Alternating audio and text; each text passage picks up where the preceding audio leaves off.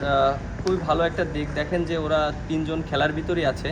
আর প্র্যাকটিসের চেয়ে তো খেলাটা অনেক ইম্পর্ট্যান্ট। আর আমি মনে করি যে যেহেতু ওরা খেলার ভিতরে আছে আর সিমিলার কন্ডিশনই আছে ওয়েস্ট ইন্ডিজেরই, আর ওরা টিমের সাথে জয়েন করবে এবং আশা করি যে ওদের কন্ট্রিবিউটটা অনেক ইম্পর্ট্যান্ট। যেহেতু সৌম্য ভালো খেলেছে, এটা আমাদের টিমের জন্য অনেক বিরাট অ্যাডভান্টেজ থাকবে এবং আমাদের টিমে আরও যারা আছে ইয়াং প্লেয়ার তাদের জন্য অনেক অপরচুনিটি থাকবে পারফর্ম করার জন্য। কারণ আপনি দেখেন যে এখন অনেক কিন্তু কম্পিটিশন, যারা এখন ইনজুরিতে আছে বা বাইরে আছে, এই জায়গাগুলো যদি ওরা ভালো খেলতে পারে এন্ড অফ দ্য ডে আমাদের টিমের জন্যও ভালো হবে, ওদের কেরিয়ারের জন্যও ভালো হবে। ম্যাচটা আমরা হেরেছিলাম, অবশ্যই আমাদের খুব খারাপ লেগেছিল এবং আমরা বুঝতে পেরেছিলাম যে আমাদের ল্যাকিংসগুলো কোথায়।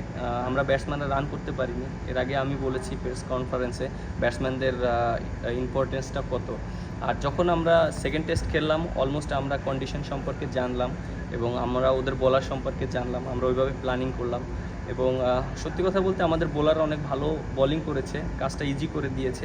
যেহেতু আমাদের ফার্স্টের দিকে আমরা রান করতে পারিনি, সেকেন্ড ইনিংসে আবার একটা জিনিস খুব ভালো পজিটিভ ছিল যে টিমের ভিতরে ক্লিয়ার মেসেজ ছিল যে আমরা কিভাবে ব্যাটিং করব এবং আমরা সবাই ডিসিশন ওইভাবে নিয়েছি যে আমরা রানের জন্য ক্রিকেট খেলবো এবং অ্যাটাকিং মাইন্ডে ক্রিকেট খেলবো। এবং আপনারা সবাই দেখেছেন যে আমরা কীভাবে ক্রিকেট খেলেছি সেকেন্ড ইনিংসে ব্যাটাররা। আমি বলবো দীপু যে ইনিংসটা খেলেছে 28 রানের, ওইটা আমাদের টিমের জন্য একটা বড় মেসেজ ছিল যে আমরা অ্যাটাকিং ক্রিকেট খেলছি।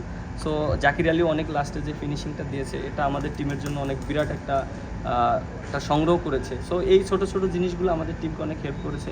উপর দিকে সাদমান অনেক ভালো ব্যাটিং করেছে, ভালো হ্যান্ডেল করেছে নতুন ব্যাটটায়, মানে নতুন বলটায়। সো ব্যাটসম্যানদের স্টেপ আপ করতে হবে এবং আপনি ক্রিকেট খেলাটাই অল অ্যাবাউট রান। আপনি রান যখন করবেন বলারদের জন্য অনেক ইজি হয়ে যাবে। সো আমাদের টিমের ভিতরে ওইটাই আমরা প্ল্যানিং করছি, আমরা ব্যাটসম্যানরা কীভাবে রান করতে পারি, বড় ইনিংস খেলতে পারি। উইকেটটা দেখেছি খুব ভালো উইকেট, সো আমরা ওইভাবে প্ল্যানিং করব, এরকম মিটিং করে কীভাবে খেললে ভালো হবে আমাদের টিমের জন্য। সো আমরা ওইটা চেষ্টা করব। আসলে দেখেন যে চেষ্টা করতে পারি আর পারফর্ম করাটা ইম্পর্টেন্ট, আর টিমের প্রত্যেকটা প্লেয়ার ভালো খেলাটা ইম্পর্টেন্ট এবং যে ক্যাপ্টেন হিসেবে আমার চাওয়া থাকবে প্রত্যেকটা প্লেয়ারকে সাপোর্ট করা, বুস্ট আপ করা এবং প্লেয়ারদেরকে কীভাবে পারফর্ম করানো যায় সেইভাবে টিমমেটদের সাথে কথা বলা আর নিজেও end of the day perform করা। সো ওভারঅল আমার যে জিনিসটা থাকবে চেষ্টা করব সবাইকে পজিটিভলি চিন্তা করানোর জন্য কীভাবে ভালো খেলা যায়। দেখেন যে আপনি যেটা বললেন যে ওয়েস্ট ইন্ডিজে এর আগে আমরা যখন সিরিজ খেলতে এসেছিলাম ওডিআই, আমরা অলমোস্ট ম্যাক্সিমাম ম্যাচে জিতেছি এবং সিরিজগুলো জিতেছি এবং লাস্ট যখন 22 সালে এসেছিলাম তখন আমরা সিরিজ জিতেছিলাম ওডিআই এবং 18 সালে যখন আমি এসেছিলাম এই মাঠে আমাদের লাস্ট ম্যাচ খেলেছিলাম এবং ওই ম্যাচটা আমরা জিতেছিলাম, প্রায় 300+ রান করেছিলাম এবং আমরা সিরিজ জিতেছিলাম এই মাঠেই, কারণ আমরা একটা জিতেছিলাম, ওয়েস্ট ইন্ডিজ একটা জিতেছিল। সো ওভারঅল আমি যেটা ফিল করি অবশ্যই আমাদের টিমের ভিতরে এটা চ্যালেঞ্জিং, কারণ অনেক প্লেয়ার নেই, অনেক প্লেয়ার ইনজুরিতে আছে। সো আর একটা জিনিস যেটা যারা প্লেয়ার আছে তাদের জন্য একটা অপরচুনিটি। সো আশা করি যারা সুযোগ পাবে তাদের জন্য তারা যেন ভালো খেলতে পারে এবং স্মরণীয় করে রাখতে পারে। ব্যাটিং অর্ডার যেটা দেখেন লাস্ট সিরিজে তো আমি উপরেই ব্যাটিং করেছি, আপনি দেখেন যে আমি 4 নম্বরে ব্যাটিং করেছি আফগানিস্তান সিরিজে। সো এই সিরিজে উপরেই ব্যাটিং করা লাগবে।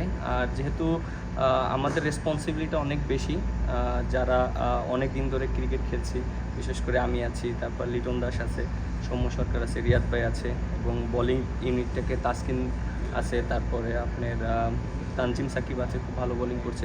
ওভারঅল আমাদের সবারই রেসপন্সিবিলিটি নিতে হবে। একটা ম্যাচ জিততে গেলে প্রত্যেকটা প্লেয়ারেরই ভালো খেলতে হয়, 1-2 জনের পারফরমেন্স দিয়ে কখনো আপনি ম্যাচ